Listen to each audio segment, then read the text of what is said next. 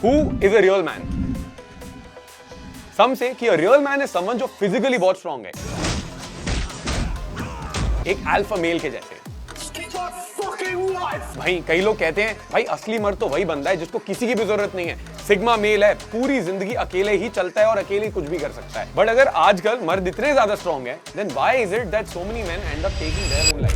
21-year-old Kumar Yash ends life in hostel. 1/4 of world suicide of men are from India. और 2023 में around 1,18,979 men had to end their lives. And the main factor that led men to take this step was drug abuse and mental health. This data is very shocking and it leads us to see कि भाई यार ऐसा क्या हो रहा है that is getting men to take this step. यार when I was 5 years old ना, I was sent to a boarding school. क्योंकि घर पे क्या होता था, पेरेंट्स की बहुत लड़ाइयाँ होती थी एंड उसका इम्पैक्ट मेरे ऊपर बहुत नेगेटिव हो रहा था। मेरी सेल्फ एस्टीम ऑलरेडी हिट हो चुकी थी, मुझे बहुत डर लगता था, I start becoming cranky and angry. तो पेरेंट्स ने देखा कि यार भाई इसको ना थोड़ा सा दूर रखते हैं घर के माहौल से। एंड 5 साल का बच्चा अपने पेरेंट्स से दूर जा रहा है, of course it made me feel like कि मेरे को अलग से छोड़ा जा रहा है। Naturally the first few days everyone is crying.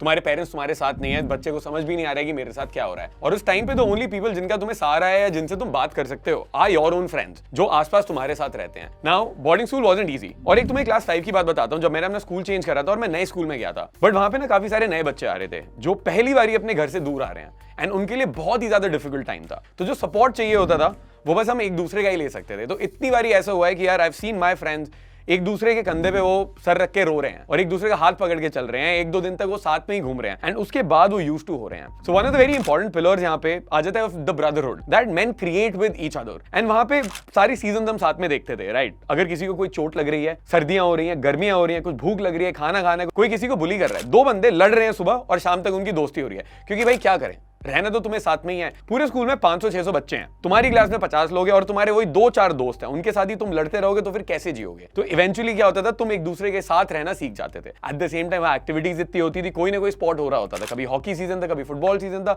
कभी स्विमिंग सीजन था, कभी एथलेटिक्स था। So there was lot of competition that would happen. So being with man you learn कि भाई एक दूसरे से रिलेट कैसे करना है, you learn about healthy competition, you learn कि भाई लड़ाई करने के बाद भी तुम वापस कैसे आ सकते हो। यू ऑल्सो लर्न कि भाई अपना थोड़ा ना तमीज में रहो, नहीं तो तुम्हारी पिटाई भी हो जाएगी और तुम हमेशा कंप्लेन नहीं कर पाओगे किसी को। तो जब साथ में रहना हो तो you learn tolerance and you learn a lot of respect for each other. Before we move ahead with the conversation guys, एक बहुत इंपॉर्टेंट चीज जो हम लड़के इग्नोर कर देते हैं इज आवर स्किन केयर। क्योंकि भाई इतना किसको परेशान होना है, साला कौन सी क्रीम लगाओ, मुंह धो, उसके बाद ये सीरम लगाओ, फिर उसके बाद तुम सनस्क्रीन लगाओ, ये लगाओ, वो लगाओ, पता ही नहीं भाई स्टार्ट कहां करना है। तो एक सिंपल से एक रूटीन होना चाहिए भाई कि भाई सुबह उठने मैंने ये लगाया, ये लगाया, ये लगाया। अब इसके लिए there is one company that is doing this, alright, and I love them. अभी मैं रिसेंटली आयरन मरीनो से मिला था from Alpha M in the US and he runs this company called Tees Hanley. और वहां पे एक सिंपल सी kit है भाई जो उन्होंने मुझे भेजी है कि भाई ये सिंपल सी किट है, आपको क्या करना है, सबसे पहले सुबह उठते ही हमें फेस वॉश यूज करना है।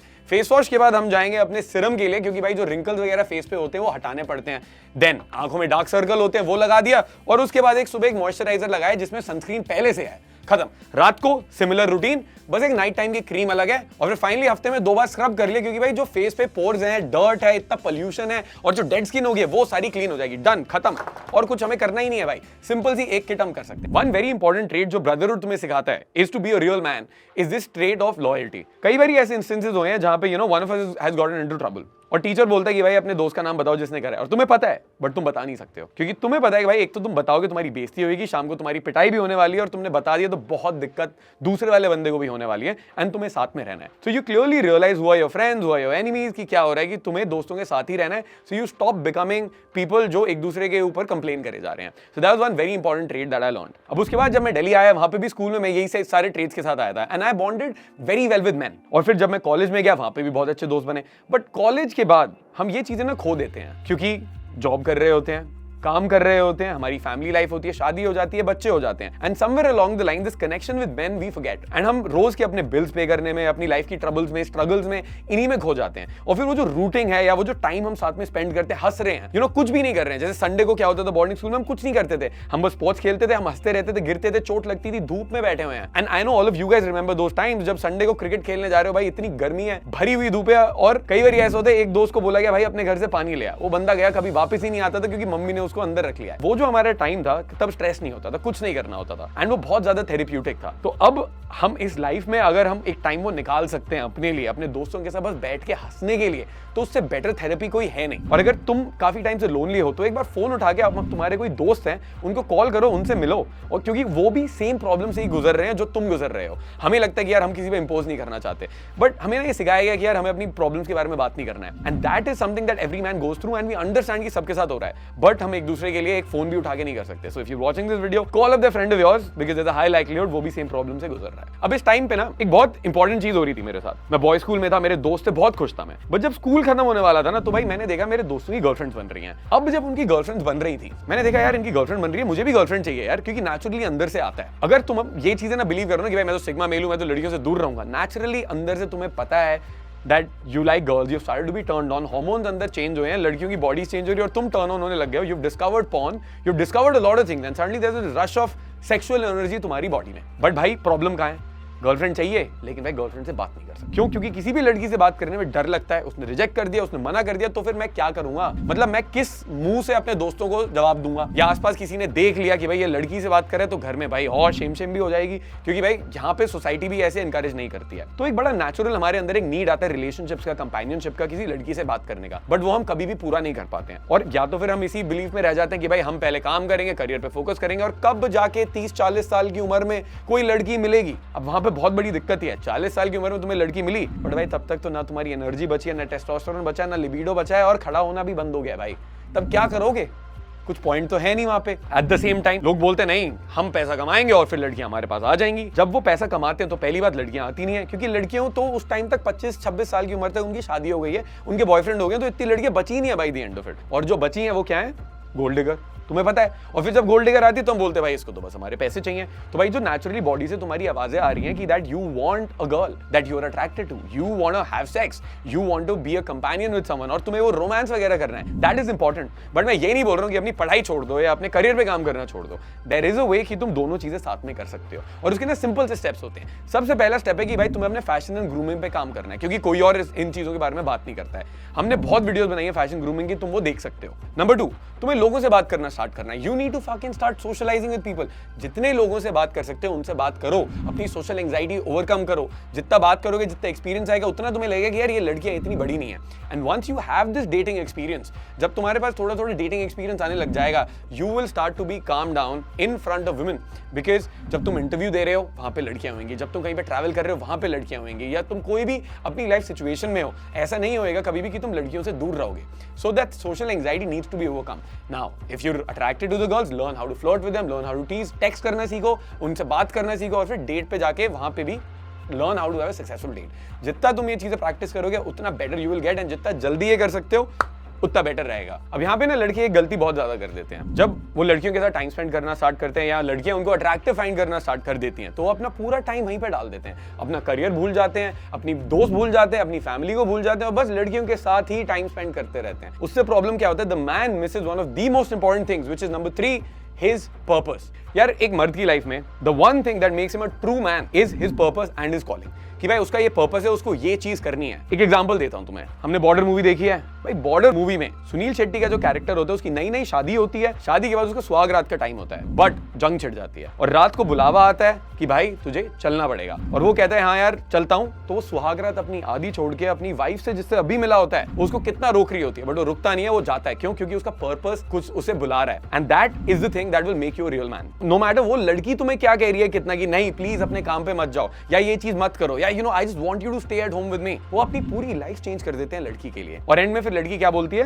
लड़की बोलती है तुम बदल गए हो, और फिर उसको छोड़ देती है और दूसरे बंदे के पास चली जाती है जैसा वो बंदा पहले था। Why she liked you was because you were a man जो अपने पर्पस पे है, जो चीजें कर रहा है, and who is the fucking like man in his life भाई। उसको मजा आ रहा है तुम्हारे साथ। अब धीरे धीरे धीरे जैसे जैसे तुम अपनी चीजें चेंज कर रहे हो उसके बोलते हुए ना, you are losing that manliness, you're losing that masculinity। क्योंकि भाई masculine का काम है कि मुझे ये करना है, this is what I want, and when you show your boundaries ना कि भाई मैं नहीं चेंज करने वाला हूँ, she will respect you more because she wants a man in her life and not a pussy in her life। So find your purpose, stick to it, because that is the only way that you can be more manly and have your woman be attracted to you for life. अब यार ये तुम्हें समझ आ गया तो एक बहुत important चीज की बात करते हैं। पहले पॉइंट में मैंने तुम्हें बताया था कि मैं बोर्डिंग स्कूल गया था 5 साल की उम्र में, क्योंकि घर पे ना बहुत प्रॉब्लम्स हो रही थी एंड फाइट्स हो रही थी एंड वो सारी चीजें मैं देख रहा था और मैं ट्रॉमेटाइज हो रहा था और मुझे पता नहीं था मैं ट्रॉमेटाइज हो रहा हूँ, राइट। तो मेरा स्कूल टाइम गया बहुत सही, मैं बकचोदी कर रहा हूँ, दोस्तों के साथ घूम रहा हूँ, बहुत फन कर रहा हूँ, बड़ा मजा आ रहा है यार बोर्डिंग स्कूल में। Boarding school was one of the best times of my life. तो जब मेरा बोर्डिंग स्कूल खत्म हुआ, मैं दिल्ली आया स्कूल के लिए, कॉलेज गया और उसके बाद मैंने जब अपनी डेटिंग पे काम करा तो भाई लड़कियां तो मेरे को मिलने लग गई, सारी चीजें सही जा रही थी, लेकिन कुछ कुछ चीजें वहां पे सामने आने लग गई। जैसे मुझे लगता था मुझे ये एक लड़की चाहिए, बहुत ही सुंदर है, ये मिल जाएगी, जिंदगी बन जाएगी। भाई वो लड़की मिली, 1 महीने में उसके साथ ब्रेकअप कर रहा हूं मैं।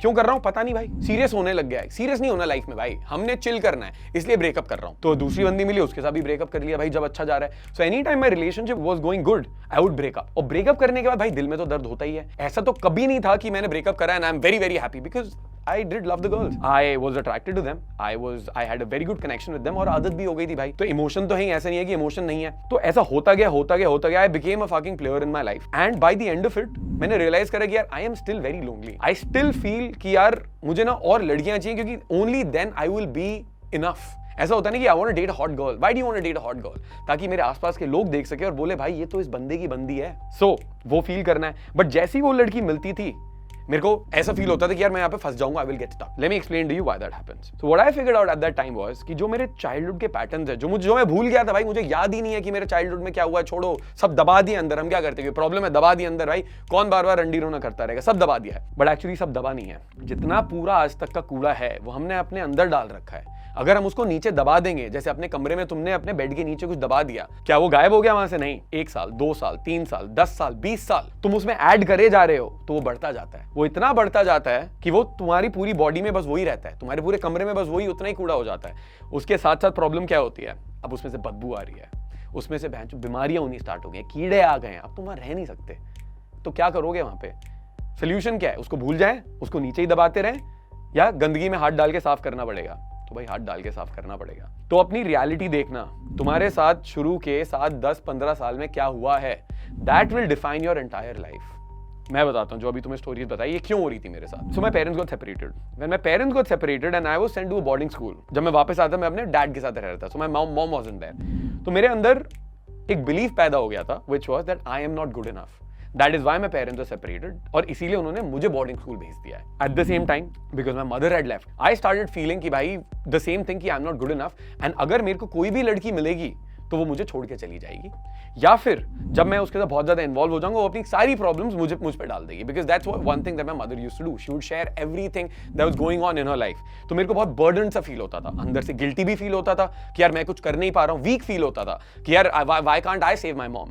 एंड दोज थिंग्स कंपाइल हो के बड़े होके मेरे इंटिमेसी इश्यूज में आ गया था कि I can not be intimate with a person because if I open my self up they will see that I am not good enough, right. So I was very scared of them leaving. तो उससे पहले मैं ही उन्हें भगा देता था दूर, तो अपने आप को ओपन अप ही नहीं करता था। और वो सारी चीजें शुरू में सही थी, but by the end of it I very lonely, I wasn't very happy. तो ये जर्नी लेनी पड़ती है तुम्हें मेंटल हेल्थ और चाइल्डहुड ट्रॉमा की, because not only your relationship issues, your addictions. अगर तुम सिगरेट पीते हो, तुम जॉइंट पीते हो, तुम ड्रग्स करते हो, ये वहां से आते हैं। तुम्हारे प्रोक्रेस्टिनेशन, तुम्हारे कोई भी मेंटल इलनेस है, तुम्हारा कोई भी जो बॉडी में चीजें हैं जो साइकोसोमैटिक डिजीजेस होते हैं, if we have unresolved emotions inside a body, उनको एक आउटलेट चाहिए होता है आने का। So they come out as diseases. कई बार एक्ने होता है, कई बार कोई डायबिटीज हो जाता है किसी को, कई बार इरिटेबल बाउल सिंड्रोम हो जाता है। So lot of the problems that are happening in your life, तुम्हारे टेम्परामेंट जो एंगर इश्यूज हैं तुम्हारे, या तुम बहुत सीरियस हो, या तुम बहुत ही नॉस्टैल्जिक हो, या तुम्हारा माहौल ऐसा हो गया कि तुम मायूस रहते हो, तुम बहुत शाय हो, या तुम बहुत ही ज्यादा अपनी अंदर का दर्द कवर करने के लिए हंसते रहते हो। Everything good that is happening in your life is because of your parents and everything bad that is happening in your life is also because of your parents. तो रियलिटी कन्फ्रंट करना, इसको समझना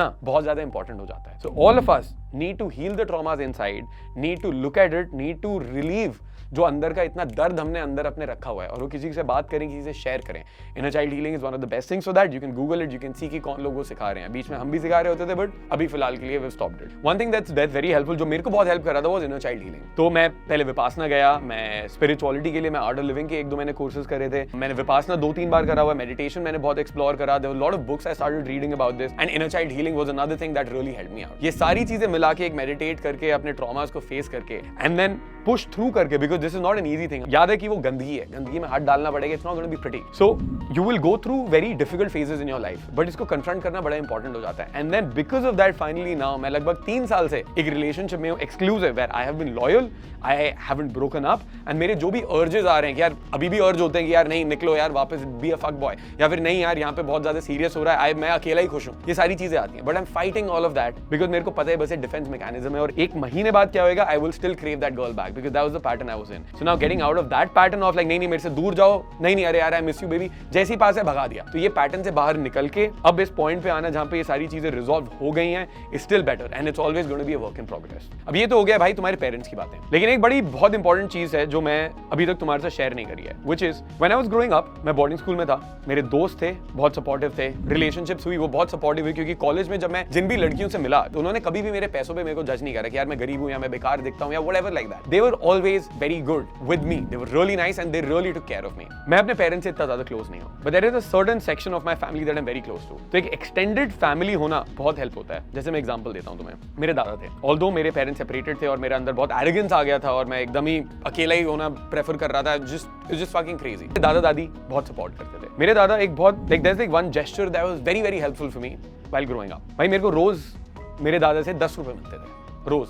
जब मैं 20 साल का हो गया था, मैं 22 साल का हो गया था, जब मैं कॉलेज में था, till the time he passed away. And जब मैं बचपन में था मैं तो बहुत खुश होता था क्योंकि मैं वो 10 रुपए से जाके टेकन खेलता था, बड़ा मजा आता था। बट जैसे जैसे मैं बड़ा हुआ 10 रुपए से ज्यादा चाहिए होते थे। But that is the time when I really started to feel the love, क्योंकि वो बात वो 10 रुपए की नहीं है भाई, वो बात है वो जेस्चर की, कि उनके पास जितना है वो उसमें से भी निकाल के मेरे को दे रहे हैं and he has me on top of his mind. तो उससे बहुत जो प्यार मे बी मैं अपने पेरेंट्स से नहीं फील कर पा रहा था, वो मेरे को अपने ग्रैंड पेरेंट्स से फील होता था। और कई बारी क्या होता था कि मैं because my parents are separated, कई बारी घर पे जैसे खाना नहीं बना हुआ है, राइट, मेरे को भूख लग रही है, खाना खाना है, मैं स्कूल से वापस आया हूँ दिल्ली जब मैं आ गया था क्लास 9 में, या कॉलेज से वापस आया हूँ, तो अब मैं कहाँ जाऊँ जब मैं अकेला फील कर रहा हूँ। तो हम जहाँ पे रहते हैं वहाँ पे मेरे चाचा चाची भी आसपास ही रहते हैं, क्योंकि जो मेरे दादा थे वो 3 भाई थे एंड उनके जो बच्चे हैं टोटल 5-6 भाई हैं, और वो वहीं पे रहते हैं मेरे गाँव में ही जहाँ पे मैं रहता हूँ दिल्ली में, राइट।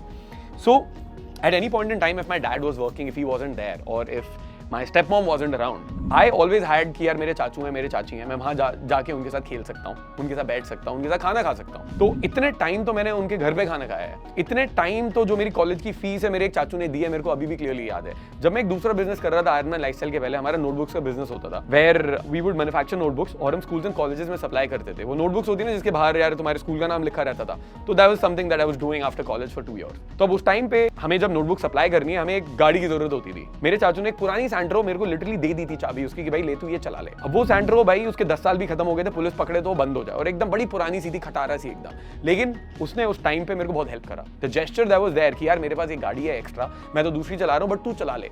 सो जिससे जितना भी बनता था वो उन्होंने हेल्प करा है। My friends in my entrepreneurial journey उन्होंने बहुत सपोर्ट करा है। There are bunch of these things जो हेल्प करती है, और इंडिया में ये बहुत अमेजिंग है। Like for a child when he is growing up, उसके पेरेंट्स तो हैं, बट अगर कई बार पेरेंट्स नहीं होते तो जो ग्रैंड पेरेंट्स होते हैं वो बहुत हेल्प करते हैं। So that's one thing that's great in our Indian culture. The extended family का जो कल्चर होता है वो बहुत हेल्पफुल होता है। तो अगर हम ये सारी चीजें यूटिलाइज कर सकते हैं और हम इन सब लोगों से बना के रख सकते हैं, रादर देन थिंकिंग कि हमें बस हाइपर इंडिपेंडेंट होना है कि I am a self made man. जैसे मैं भी कभी सोचता हूं, तो मैंने यार काफी मेहनत खुद ही करी है with everything that we have done in Iron Man lifestyle is what I wanted to do. मैंने कॉलेज में घर से पैसे लेने बंद कर दिए थे, ठीक है, क्योंकि मैं बाहर जाके कुछ हासिल कर करके पैसा मैंने कमाया है, and I believe I am a self made man. But इसके साथ साथ ऐसा नहीं है कि मेरे को बाकी लोगों ने हेल्प नहीं करा। मेरे जो अमेजिंग दोस्त बने उन्होंने मेरे को हेल्प करा है। The girls that I was friends with, they have helped me out so many times. भाई एक बार क्या हुआ था, मेरी अटेंडेंस शॉर्ट थी कॉलेज में, तो अब वहां पे हमें साउथ कैंपस जाना था। भाई अकेले मैं जा सकता हूं, मेरे दोस्त भी आ सकते हैं, बट उनको भी अपना काम है, वो भी पढ़ाई कर रहे हैं। One person that would always come along with me was the girl that I was dating at that point in time. वो हमेशा मेरे साथ आती थी and she would spend time with me. And there are so many things जिस पे तुम बस ये नहीं देख सकते कि यार लड़कियां evil हैं या तुम्हारे लिए नेगेटिव ही चाह रही हैं, because I've had very very amazing experiences with them. जब मैं डेट पे जाता तो मेरे साथ लड़ती थी पैसे देने के लिए। जैसे घर पे मेरे दादा दादी होते थे, कभी बुरा लग रहा है, माँ बाप से लड़ाई होगी, मैं हम दादा दादी के पास जा सकते हैं। We can believe कि यार हम अकेले हैं, हमने सब कुछ अकेले करा है, but financially I've had a friend who has given a lot of money to me.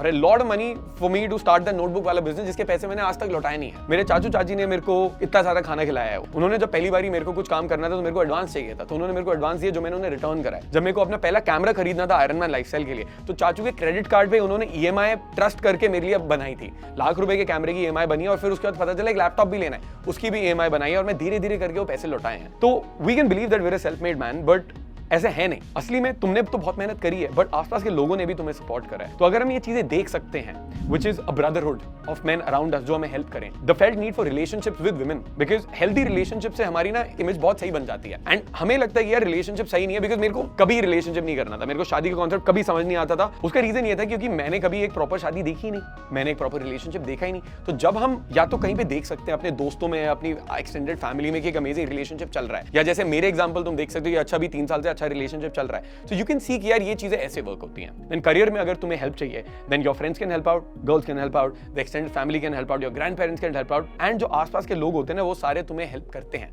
मेहनत तो तुम करोगे ही, बट उनकी हेल्प रहने में काम आसान हो जाता है। Of course, एकदम ही आसान नहीं होएगा, but I hope that's what you've taken down from this video. Brotherhood, felt need for relationship, having a purpose in life, अपने traumas पे काम करो, understand कि your childhood is what is running you right now, and then एक extended family हमें बहुत help करती है हमें आगे बढ़ने के लिए। और हाँ, अगर तुम्हें डेटिंग में प्रॉब्लम है, अगर तुम्हें लड़कियों को पता नहीं कि उनसे बात कैसे करनी है, तो यहाँ पे जाके ये वाली वीडियो से स्टार्ट करो। This will be pretty fucking epic for you to understand. और ये सारे टीज हैनली के प्रोडक्ट्स और किट का लिंक मैंने नीचे डिस्क्रिप्शन में डाल दिया। You guys can go and click it and get your own kit.